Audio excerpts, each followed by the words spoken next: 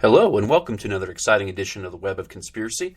I am your host, Adam Webb. It's great to be back with you again this week. Pretty cool show I got lined up for us today, but I'll get into that here shortly. A few announcements real quick. First off, for those of you who have been following me on the social media, I apologize. I haven't been as very active on there as typically like to be. Hopefully going forward here in the next couple weeks, I'll be a little bit more active. Certainly got a lot going on right now, so trying to balance everything out a little bit and still put together a quality show for you. So as a result, something kind of gives a little bit, and it's been my social media presence. So once again, I apologize for the lack of content that I've been failing to put up there on the social media pages. So bear with me as I move through the next couple months. Hopefully, once I get to the latter half of summer, it will be a little bit smoother here going forward. So, okay. A few news... Well, before I get into the news items, first off, I want to give a special thanks and shout out to Rob Clark. I know he recently promoted the show over on his podcast, the Lone Gunman podcast, on Spreaker as well. So if you get a chance, check his show out. His show is all things JFK assassination. So it's really cool, and that's a topic I haven't gotten into here. So for those of you who are really interested, check his show out here on Spreaker. Pretty cool stuff. So once again, special thanks to Rob Clark, and feel free to give his show some love too. It's pretty cool. Now, a couple of things I wanted to touch on. Of course, in the news, everybody who's been listening to the show knows I monitor the international situation fairly regularly. The situation with Iraq and Syria. So here we are now, just coming off the heels on this Thursday. President Obama seeking $500 million to be able to aid the moderate elements of the Syrian opposition.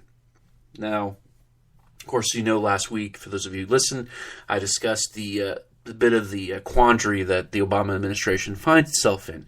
So now they're looking to specifically arm only the moderate elements. Well, that's great in theory, but in practice, we certainly know that this isn't going to be the way that it works. Okay, in Iraq, all of these this aid that we gave Iraq in terms of military, personnel carriers, tanks, weapons. When ISIS began its rebellion, it all got left behind. Who has all that equipment now? ISIS. ISIS has missiles. ISIS has tanks. ISIS has... It's the best armed it probably has ever been now, thanks to its insurgency in Iraq. So now President Obama is seeking $500 million to fund moderate elements in Syria. Now, in theory, that's great. In practice, there's no way that we're going to be able to keep those weapons out of the hands of the extremists. There is no way that's going to happen. As I said, as I predicted, this is going to be a problem.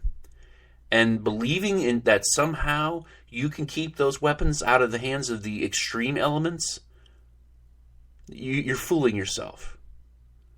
This is ridiculous. Now, I understand the pressures that have been put on there to try to do something about the government in place in Syria. I get that. I truly do.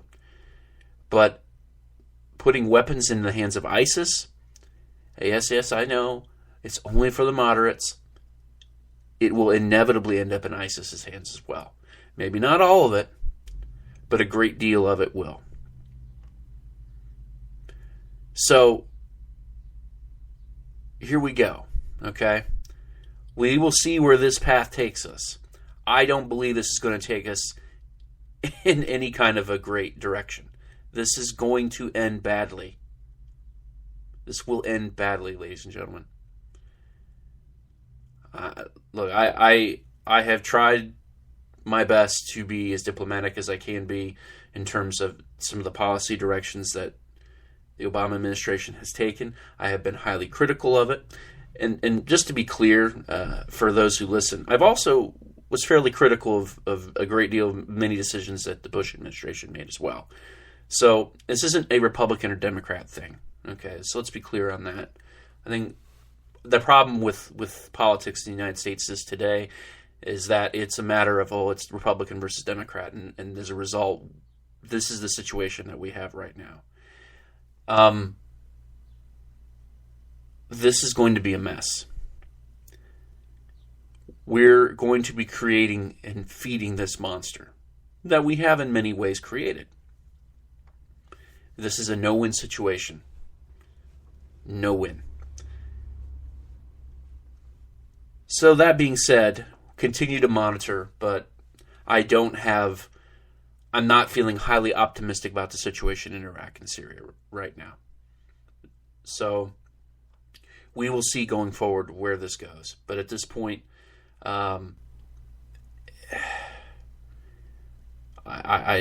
don't know. I'm not feeling very optimistic. That's all I can really say.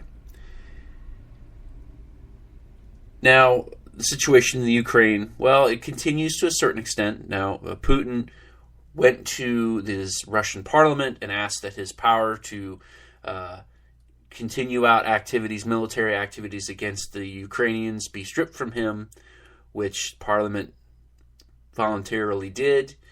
I find that interesting in that really this is just for show. Okay, let's just be very clear on this. They do what he tells them to do. At least it seems that he has very strong control over that parliament in Russia. So, and don't worry, in a moment's notice, he can get that power back. So this does not mean by any means, does this mean that, well, he's de-escalating. This is not going to be an issue. He's done with his ambition. No, he's not done. He's trying to put forward the good face. He's trying to present what he believes that people would want to see. This isn't necessarily anything genuine on the part of Vladimir Putin. So don't get too comfortable with the idea that the situation's settling down in the Ukraine. It is not. He's pretending as if though the peace talks matter, that he's urging peace between the rebels and the Ukrainian government. This is not over either. Okay.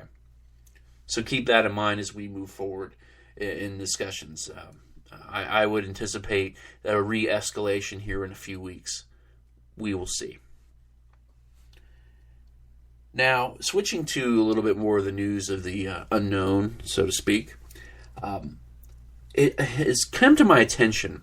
I had an individual report to me, someone from Ohio, not too far from where I reside, reported that they witnessed a black triangular-shaped UFO. And I listened to the report, and this individual discussed with me where they saw it, describing what has been often depicted by those who have claimed to have seen these types of UFOs, very classic type of pattern, what it did. It was there and then it was gone. Pretty interesting stuff. Now,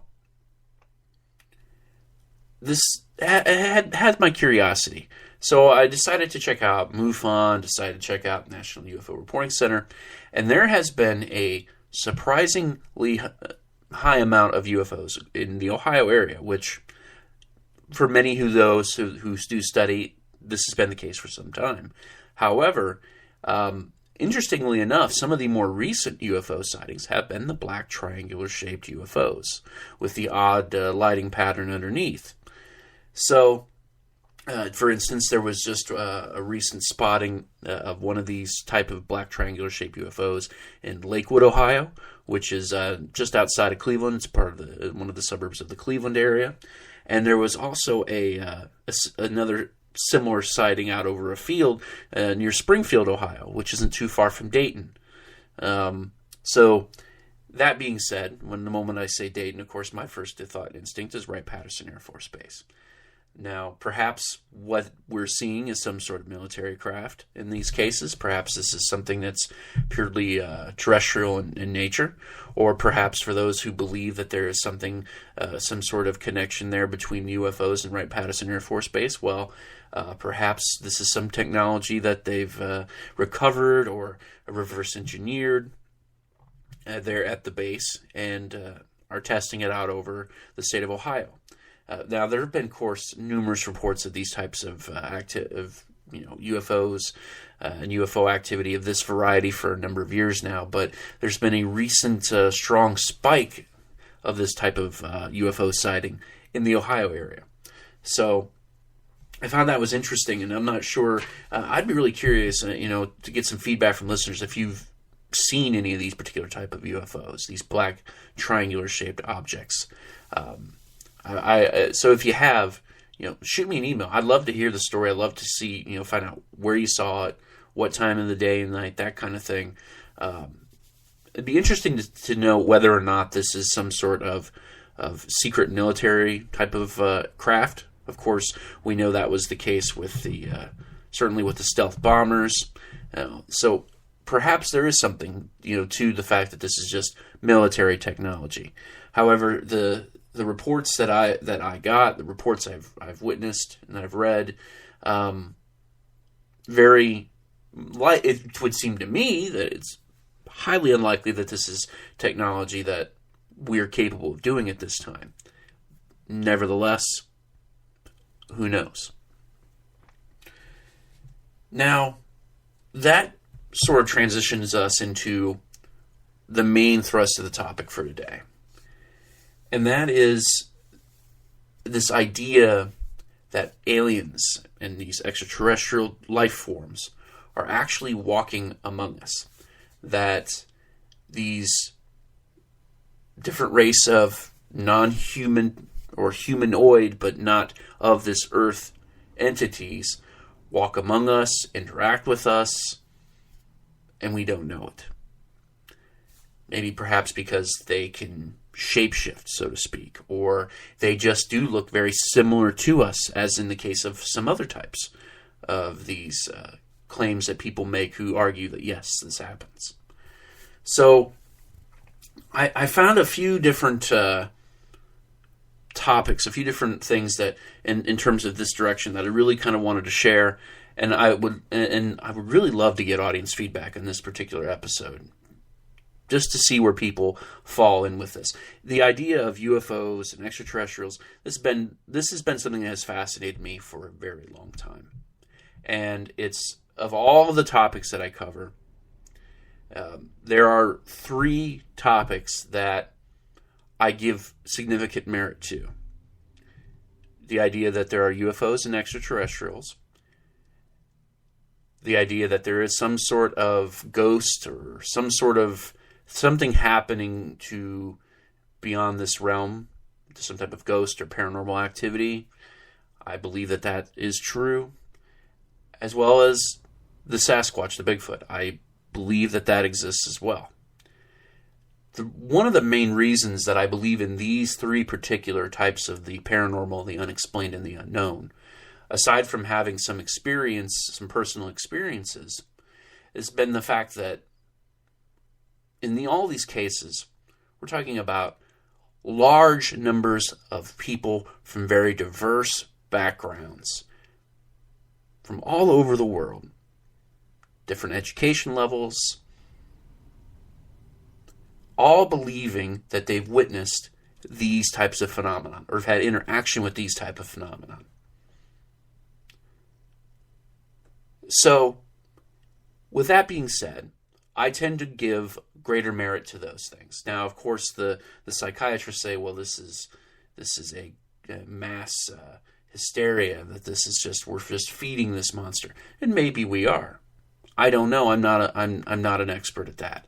But what I do know is my own experiences that I've had, and I've detailed them certainly in the past. And so this is one of those topics that the idea of UFOs and the idea of extraterrestrials, I do believe. Now, the thing that I often question is the level of their interaction with mankind.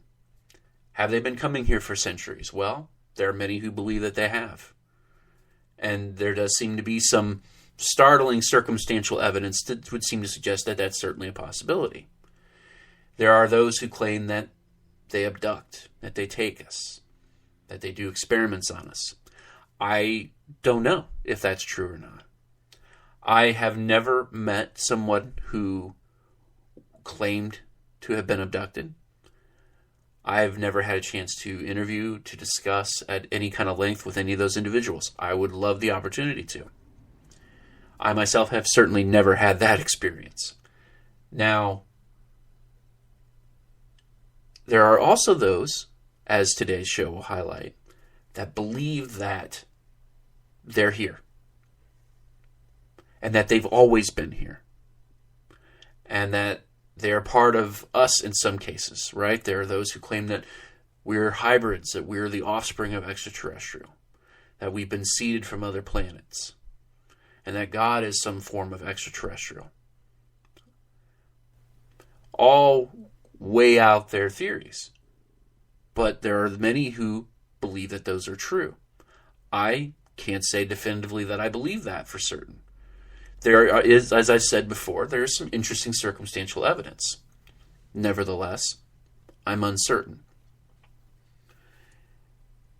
But for those who believe that there are extraterrestrials walking among us, one of the greatest proponents of this theory is a man by the name of David Icke. Now, for those of you who are into this, you are already very familiar with his work. He is sort of the pinnacle in terms of this idea that there are extraterrestrials walking among us, and that they have been for a number of years.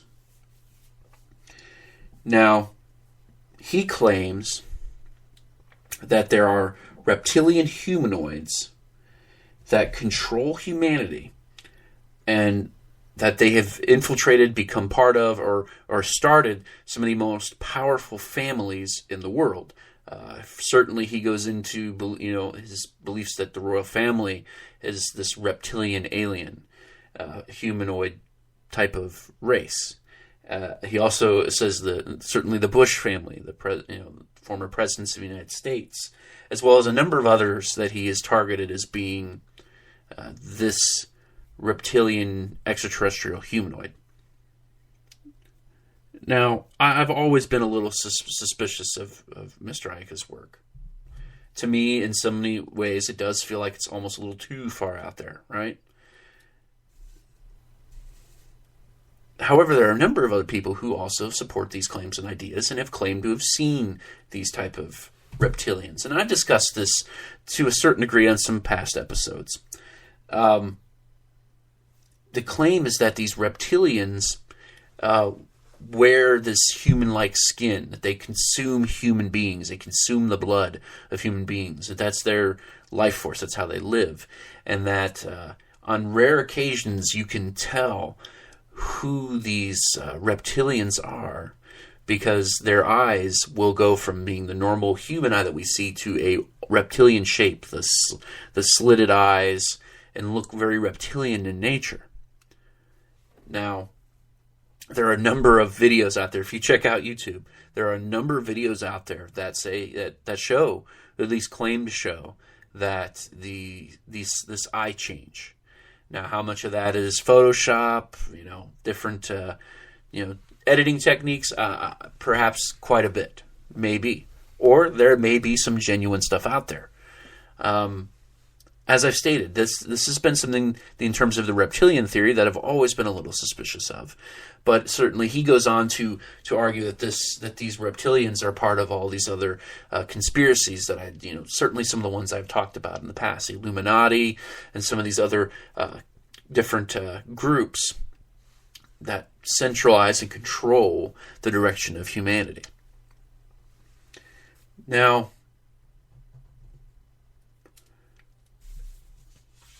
as I stated, he's certainly Mr. Icke is very sincere, but to me it almost feels too far-fetched. It's just too far out there. But there are many who support these claims, that truly believe that they have witnessed these types of extraterrestrials. As for me, I'm undecided in terms of this reptilian theory. That goes on to say, I know that there was a number of people who claimed that there are a race of reptilians that live underground in California, Southern California, throughout the Los Angeles area, that there's these caves and these tunnels, and that many believe that they've witnessed these reptilian type of humans living there. To me, it's so far out there that it's like, well, is this legit? I mean, could this really, truly be legit? I don't know. If it is legit, then we got some serious creature from the Black Lagoon type thing going on here, right? And I certainly would never want to meet one if it's legit. But they also claim that these reptilians they're the ones that start the wars, that they have this inherent evil nature. You know, and Ica certainly goes on to equating this reptilian to the snake in the Garden of Eden, right? That the idea of this evil reptilian steering man off course, well, that this has been going on for centuries, perhaps millennia, and that this has been their agenda. Crazy stuff, but who knows? I would be willing to certainly talk and sit down and listen, have a conversation with anybody who truly believes they have encountered a reptilian. I'm open to the discussion, that's for sure. I'm not going to completely close it down. Just from my perspective, that's so crazy out there in terms of the idea of extraterrestrials that I've never witnessed it. I don't know. But if anybody listening, look, seriously, if you have had this encounter, I would love to hear your story. I am truly interested. I'd like to be able to find out what happened to make you believe that this was not actually a person, but a reptilian masquerading as a human. Now, one of the more interesting stories that relates to the idea that there are perhaps there's something more going on here, that there are extraterrestrials involved, working with us, perhaps walking among us. And it's the story of Gary McKinnon. And I think I may have mentioned him briefly in the past. I can't remember. So I apologize if I've given some discussion, but I'm certain I haven't given to the extent that I'm going to today. Now, Gary McKinnon, for those who are unfamiliar with him, he a Scottish gentleman who is essentially a computer hacker. Now, what Gary did. Now, Gary was an avid disclosure advocate. You know, he believed that certainly the governments know about UFOs, are hiding it, and he certainly was an advocate of trying to gain disclosure. Certainly, he was a fan of Dr. Stephen Greer's work, and he went through this great effort to begin hacking United States government websites and databases and trying to find evidence to show that there, in fact, is evidence of UFOs and extraterrestrials, and that the United States government is one of those that are hiding that.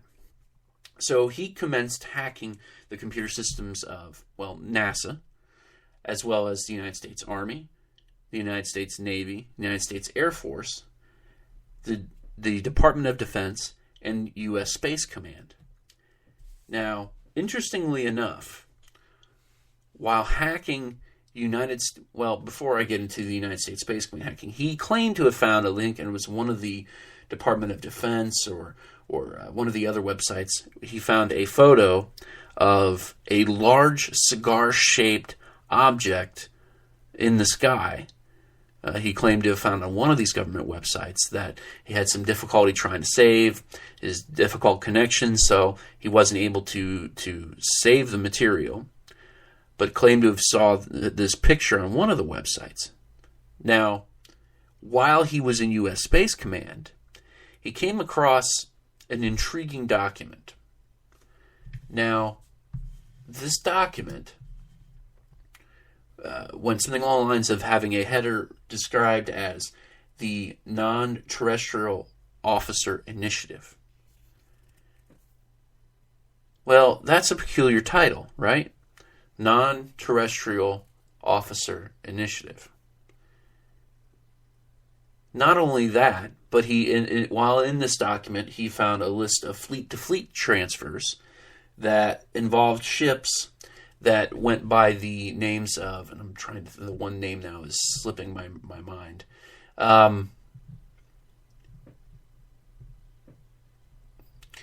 Two different ships which aren't part of any known fleet, but the intriguing factor in these ships, certainly we know that United States Navy ships go by USS, right? United States ship, and then the name of the ship, right? The USS Reagan, a number of others. So what was interesting in this is that his claim was that these particular ships also had this type of moniker. However, there was an additional S. So it was USSS and then the name of the ship. Which the speculation is that this extra S turns the acronym into standing for United States Spaceship. And in this, he found several fleet-to-fleet transfers, as if something was being transferred from one of these ships to another ship. But this initiative was entitled Non-Terrestrial Officer Initiative. So the question remains at this point when you're seeing this, is this a document that shows humans that are part of a secret space program, which in any case is a remarkable story? Right? That's a remarkable story, that there is a secret government space program that we don't know about. That we have officers that are moving into space and defending space that we don't know about. Or this could be a document showing the list of names of people who, in fact, are not terrestrial officers. Perhaps this title is, in fact, referring to people who are not human, which is the other line of speculation with this document. Perhaps these are officers in the military who are, in fact, extraterrestrials walking among us. I find this document to be one of the more fascinating pieces of evidence. I find the McKinnon's story to be one of the more fascinating stories. Now, I think it's important that I get into a little more detail. This all started in roughly 2001 to 2002. McKinnon, hacked into these government sites and databases. This little issue, of course, the United States found out about it, sought extradition, and claimed that he caused approximately $800,000 worth of damage. He was facing up to 70 years in prison in the United States. Now, he wound up not being extradited. The charges were eventually dismissed against him. Now, there's a potentially logical reason for this. In 2008, he was diagnosed with Asperger's syndrome, which is a type of autism. Now, that doesn't mean that he's certainly not capable of doing what he's been capable of doing, but there are those who claim, well, that's you can't hold him accountable. Well, certainly the United States. Look, this diagnosis came in 2008. The United States didn't give up on extradition until I believe it was last year, 2013. So you're talking 5 years later is when it finally met its end, and the UK blocked the extradition. This man caused almost $1 million worth of damage, hacked dozens of United States databases, and there's no punishment.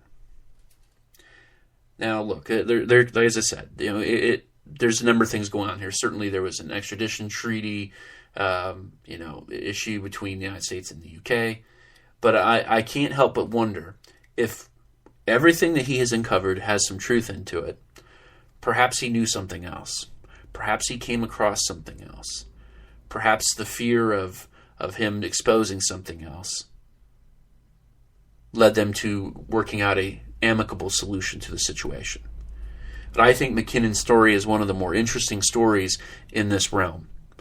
And it's one that deserves, and look, there's a lot out there, feel free to check it out. But, there's a number of cases in which, you have people who make these claims but don't necessarily have the evidence. He has uncovered some things on these government databases that are very suspicious. In any case, a document entitled A Non-Terrestrial Officer Initiative, no matter whether or not that is Extraterrestrials Among Us or a secret space program, it's a huge deal. This is a big deal. Does it get talked about in the mainstream? Does it get talked about in the United States? No. Never. I never saw one particular story on CNN, Fox News, any of these other major news outlets touched this story. They didn't want to get near this story. So, what's going on here, right? I mean, this is huge. This is kind of a big deal for you Anchorman fans. This is kind of a big deal here. We either have a secret government space program in which we have more than one ship involving some sort of transfer from one fleet to another, or we do in fact have extraterrestrial entities in officer positions throughout our military and space command. It's almost, I just saying that out loud, it's like, that's crazy.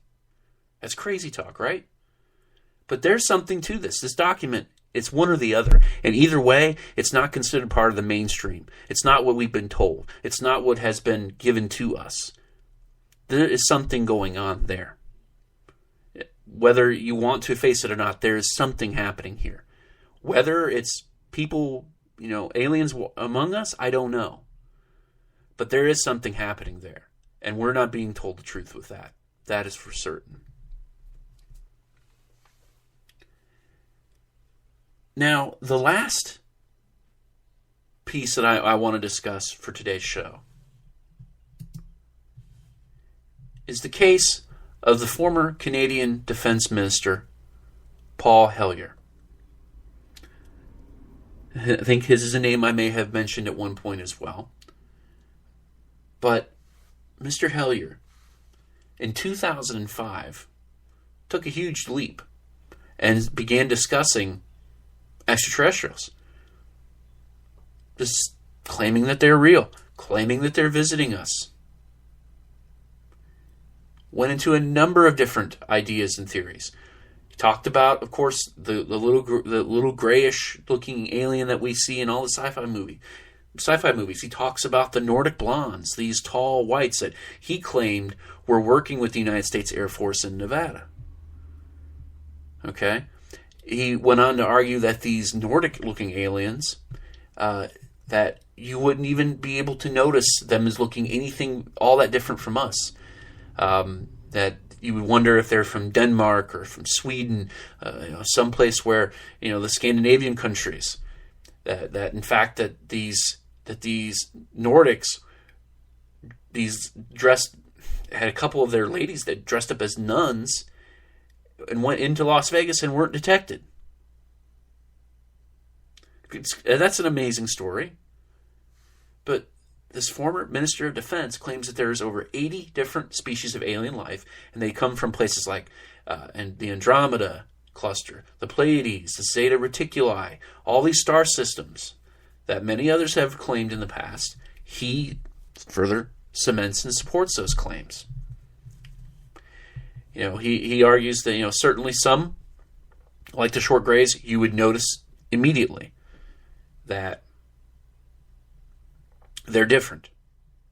But the Nordics, the Nordic blondes, so we wouldn't even notice that they are just walking among us.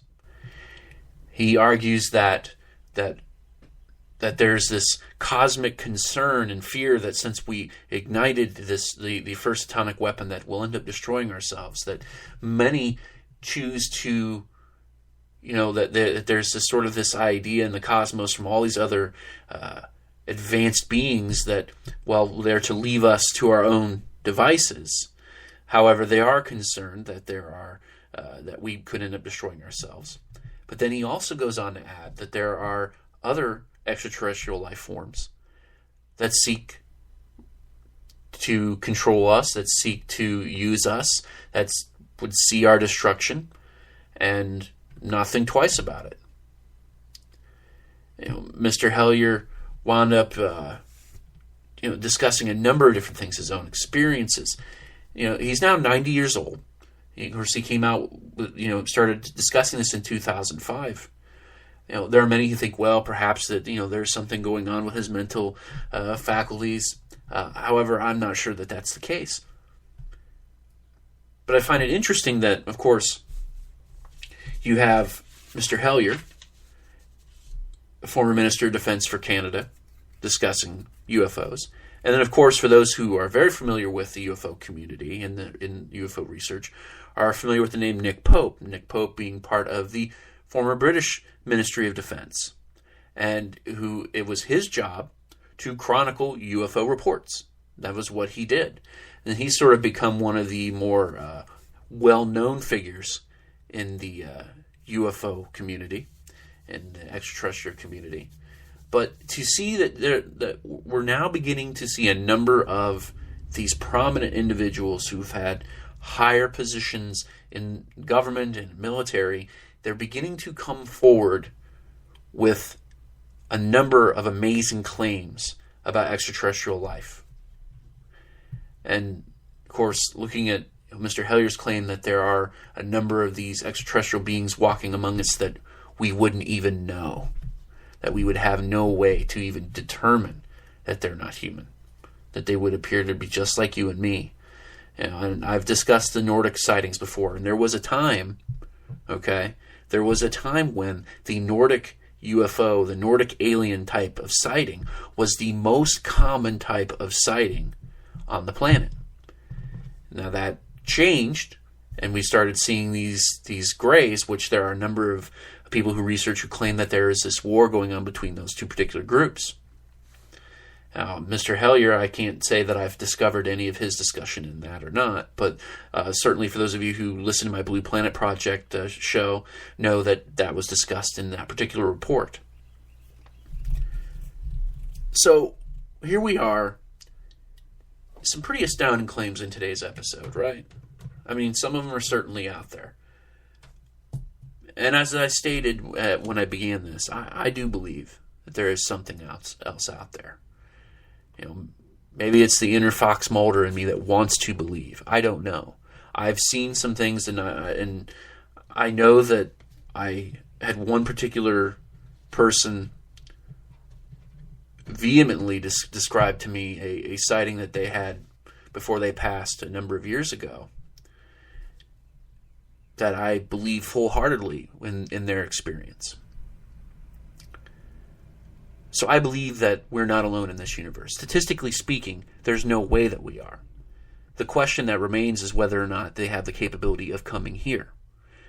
And there are many argue, well, there's so many different reasons, laws of physics would make it almost impossible, the technology required. Well, the problem is that we're looking very ethnocentrically at this.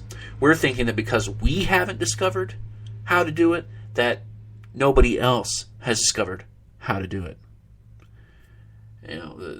There's a certain egocentrism in this. Okay, we have to think that we can't keep putting ourselves at the top of the food chain in terms of universe, right? We're not there. There is a distinct likelihood that there is somebody much higher up in terms of their technology and their advancement.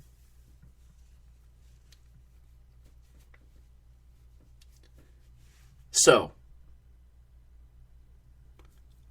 where this all lies with me, it's hard to say. I believe there's something out there. I don't know if reptilians are real or not. I do, however, think that Mr. McKinnon and his story is a fascinating one. And there's enough out there to check it out. I would urge that everybody get a chance to do that. Amazing story. And as I stated, one way or another, there's something going on that we don't know about in terms of the McKinnon case. So you get a chance to check out some of the stuff out there. Well, once again, I want to thank everybody for continuing to listen and support the show. It is amazing how fast the show has grown. I've been on the air now, starting about 7.5, 8 months now. And I've reached a landmark in terms of total downloads and plays. Thank you to everybody who supports the show. I'm not getting paid to do this, so the fact that I'm doing this is something that I enjoy doing, and it's really awesome that I've got other people who enjoy it too. So you keep listening, and I'll keep putting out shows. Once again, thank you for everyone for your support. Thank you, Mr. Rob Clark. Feel free to check out his podcast, the Lone Gunman podcast on Spreaker, all about the JFK assassination. So go over to his show, give him some love as well. All right, well, thank you for listening. Hope you enjoyed today's show. Love to get some feedback. Facebook, Twitter, Google+, email, webofconspiracy@gmail.com. And once again, thank you. And I will be back with you again next week. Until then, have a good one.